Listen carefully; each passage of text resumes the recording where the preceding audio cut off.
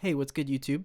In today's video, we're going to be breaking down a few different methods on how to make textured samples. So without further ado, let's get into the video.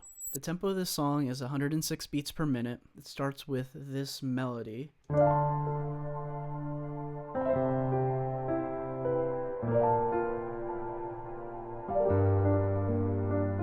So this piano is from Omnisphere.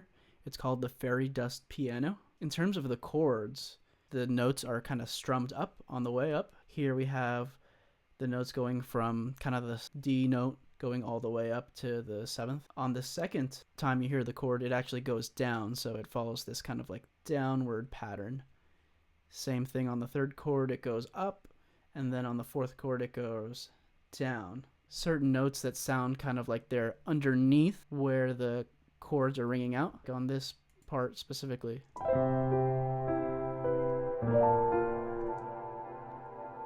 In terms of the processing, vintage verb at the very beginning with a short decay, half a second, and then I added halftime at about the 33% on the 1 bar setting. Helps kind of add some lower note area. I added blend, which is just a chorus, so just 3 voices. I don't think I messed with this preset too much, but essentially just like a low mix and like a low cut. In terms of shaper box, what I'm doing is I'm doing like a side chain here, like a slow mix on that, doing a little bit of the time just to give it a little bit more of a variation quality to it. I add like a width module here, widening the image of the instrument, getting bigger and then getting more kind of mono as well.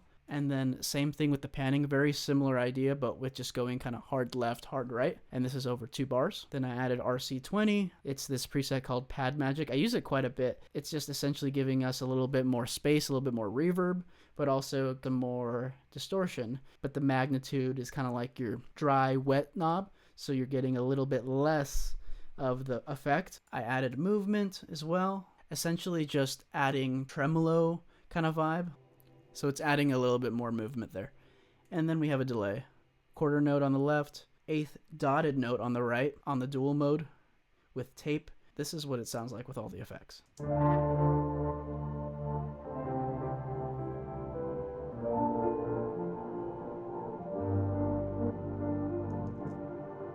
So after I bounce that in place, basically change the tempo of the song a little bit slower. So about 20% slower. So we changed the BPM to 85. We're essentially just going to resample it. When we resample it, I send it to a bus. So to see how this is bus 1. On bus 1, I named it stretch to 85 because we're basically just stretching it to like a lower tempo. I create a new track. This one's called Double Stretch. Created a bus called Stretch to 85, and then I made the next track the input bus 1, and then I just recorded the track. This is what we ended up getting.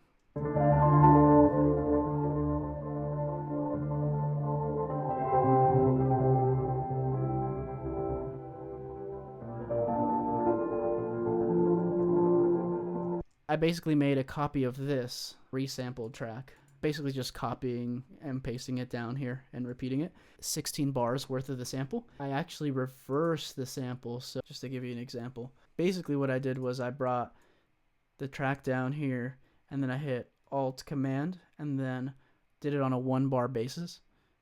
So basically it cuts all these up here. And so now that they've been all cut, what you can do is go into your region. I made them about like 10 milliseconds each on the fade in and the fade out, and then hit reverse, and then it essentially just reverses them all. I resampled that using the method that I talked about earlier. This is what it sounds like.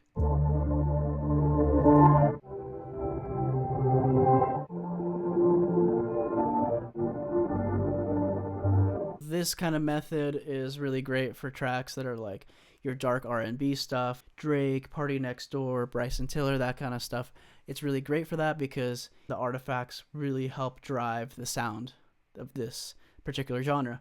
Next part of the song is the pad. So this is what the pad sounds like.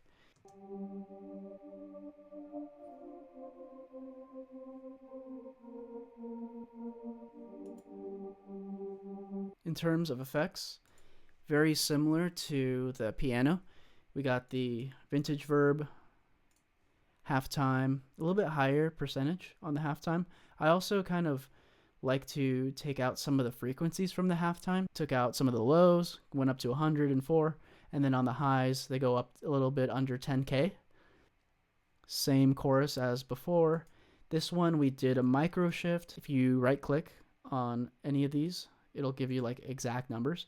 Did a little bit of detune, a really loose delay, and then around 600 or so hertz, just making it wider right at that point on the number 3 style. Did a little bit of decapitator, so distort this a little bit more just to have more of those kind of upper harmonics, and just so it would fill out more of the high end without letting the high end get too out of hand. So that's why we did the high cut at around like 3K. Also added the movement from earlier, but I believe this is a different setting. This is flickering cinema. For anyone who has movement, this is the preset. Did a shaper box. I took away the time from this. I remember because it was just getting a little too like busy, and I just didn't want it to be super busy for this kind of song. And then Super Plate, which is by Sound Toys. It's this really cool reverb. This is a kind of an emulation of the EMT 140. Kind of a long decay. It's like a little bit over 4 seconds. Like no lows, barely any highs. The wet knob is at like 45%. For anyone who wants to know the patch is Soft Pad in Xenology. Moving on, the lead counter melody is called Soft Square Lead. It's in Xenology as well. This is what it sounds like.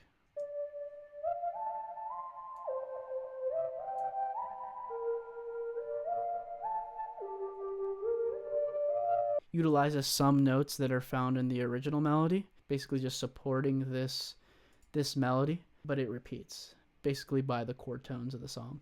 So every time that you hear this, it sounds like something new is happening, but in reality you're kind of hearing the same notes, and it adds a lot in kind of the larger context of the song.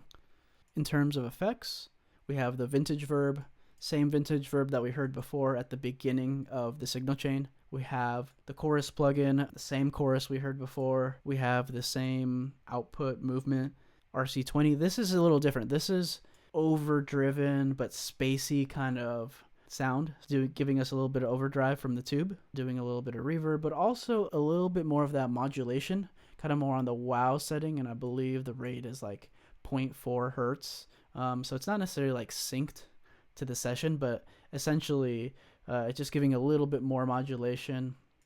We also have the Valhalla delay. This one's on the dual setting, but it's just 1/4. It's a quarter note, with a little bit of feedback, kind of the same settings as we used earlier. Moving on to the bass, is essentially just a Reese bass. This is a Sunset Reese from the Make Pop Music Pack. Really great pack. This is what it sounds like.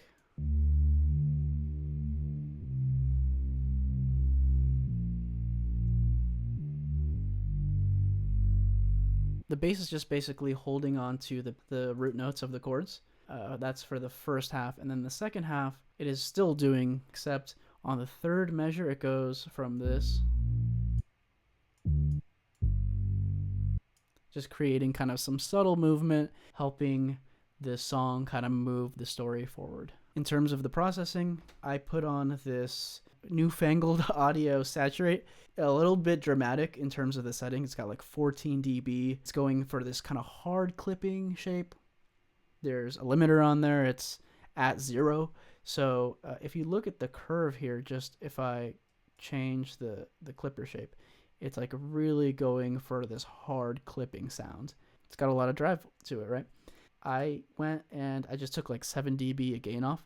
This is just to give it a little bit more thickness, a little bit more presence, relatively tame, and it's not really clashing with anything else. This is what the whole sample sounds like.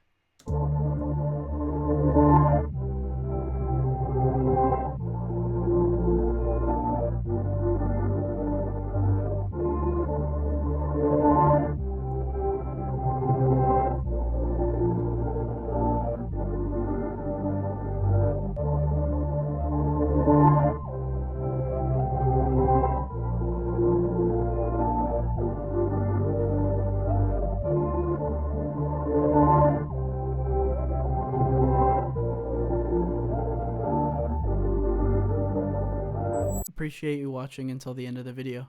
Till next time, peace.